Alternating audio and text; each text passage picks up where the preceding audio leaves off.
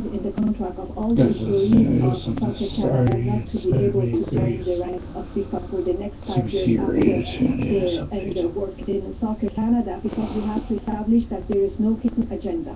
Luke also says it's possible that there's corruption in Canadian sports organizations generally, and says the RCMP should investigate. A funeral was held today in Prince Edward Island for a baby found abandoned outside a church.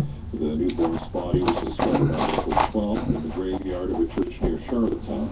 The baby was covered in blood and wrapped in a blanket. Police are still trying to determine its identity and the identity of the mother. The head of the Truth and Reconciliation Commission says at least 6,000 Aboriginal children died while in residential schools. The commission is due to release its final report next week. Justice Murray Sinclair fears the actual number of deaths is likely much higher because records are incomplete.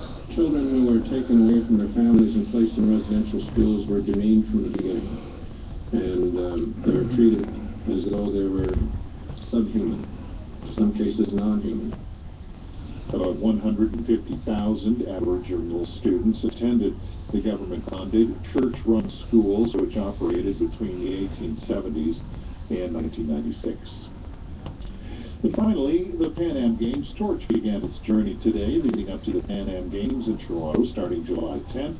The 41-day relay will take the torch throughout Ontario and elsewhere. About 3,000 torchbearers will run legs, and the person who had the distinction of taking the first turn is Canadian Olympic trampolinist Rosie McLennan.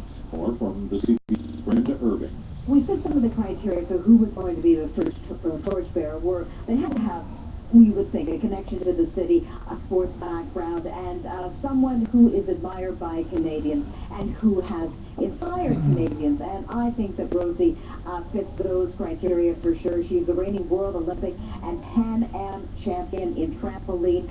The 26-year-old is from King City, Ontario, just north of Toronto, trained out of the Skywriters trampoline place with Coach Dave Roth and Olympic medalist Karen Coburn, and she was the only Canadian to win a gold medal at the 2012 London Olympics.